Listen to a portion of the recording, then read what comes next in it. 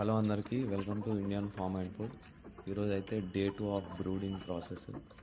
ఈ బ్రూడింగ్ ప్రాసెస్లో ఏం ఫీడ్ ఇవ్వాలి, ఏం మెడిసిన్ ఇవ్వాలి అనేది సిరీస్ లాగా మనం వీడియోస్ అయితే చేసి పెడుతున్నాం.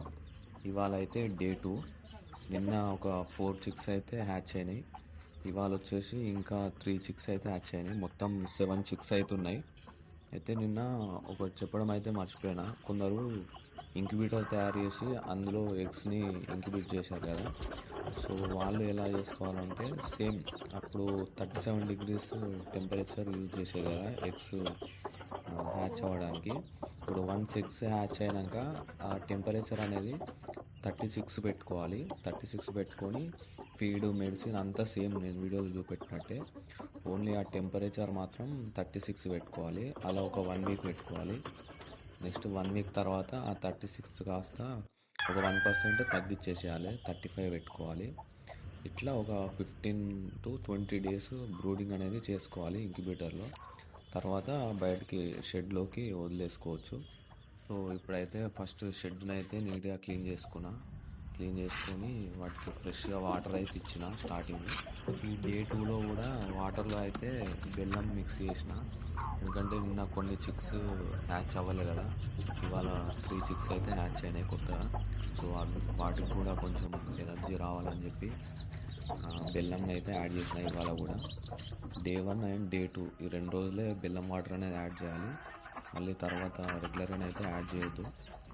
సో వన్స్ ఈ వాటర్ ఇచ్చేసిన తర్వాత మిగతా కోళ్ళు ఉన్నాయి కదా, పెద్ద కోళ్ళు, ఆ కోళ్ళకి జర దానా గిన్నె వేసి ఫస్ట్ అవి తిని వాటిని లోపలికి పంపించిన తర్వాత వీటికైతే ఫీడ్ ఇద్దామని చెప్పి వాటిని బయటికి వదిలేసి ఈ షెడ్ కూడా నీట్గా క్లీన్ చేసుకున్నాను.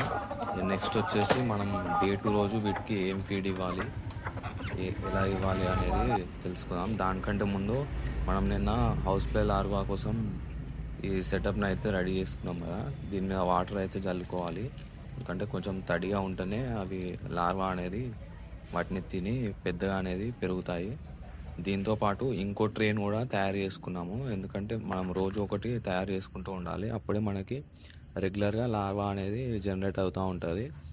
సో ఇప్పుడు ఫీడ్ విషయానికి వస్తే మనం ఒక ప్లేట్లో అయితే సజ్జలు ఉంటాయి కదా, సజ్జల్ని మెత్తగా పొడి చేసుకొని అంటే చిన్న ఇట్లా రవ్వాడించుకోవాలి మిక్సీలో. ఈ సజ్జల రవ్వాడించుకున్న పిండిలో ఒక ఎగ్ యోక్ని అయితే తీసుకోవాలి. ఆ ఎగ్ యోక్ని ఇందులో కలిపి మంచిగా మెత్తగా మిక్సీ చేసి వాటికైతే ఫీడ్గా ఇవ్వాలి. ఇలా ఇచ్చుకోవడం వల్ల వాటికి మంచి ప్రోటీన్ అండ్ మినరల్స్ అంది గ్రో అవ్వడానికి చాలా హెల్ప్ఫుల్ అవుతుంది, తొందరగా గ్రో అవ్వడానికి. సో డే 2 రోజు అయితే ఇలా ఎగ్ ప్లస్ సజ్జల పిండి రెండింటిని మంచిగా కలిపి ఫీడ్గానైతే ఇవ్వాలి. చాలా ఇష్టంగా తింటాయి అవి అయితే. సో మార్నింగ్ అయితే ఇలా ఇచ్చుకోవాలి. ఈవినింగ్ వచ్చేసి ఎగ్ అవసరం లేదు, ఉత్త సజ్జ పిండి అయితే మనం రవాడించుకున్న సజ్జలు ఉంటాయి కదా, ఆ సజ్జలను అయితే ఫీడ్గా ఇచ్చుకోవాలి. అండ్ ఇంకోటి ఏంటంటే మనం వాటర్ ఇస్తాం కదా చిన్నపిల్లలకి, అంటే కిందికి ఉంటుంది కదా.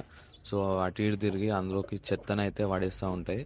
సో డైలీ ఒక 3 to 4 times అయితే వాటర్ని చేంజ్ చేసుకోవాలి, అది చాలా ఇంపార్టెంట్.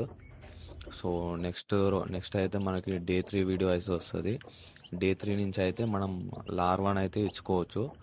సో అది కూడా వీడియో చేసి పెడతాను. ఎవరైనా కొత్తగా ఛానల్కి వస్తే మాత్రం ఛానల్ని సబ్స్క్రైబ్ చేసుకోండి, అలాగే ఒక లైక్ కూడా కొట్టండి.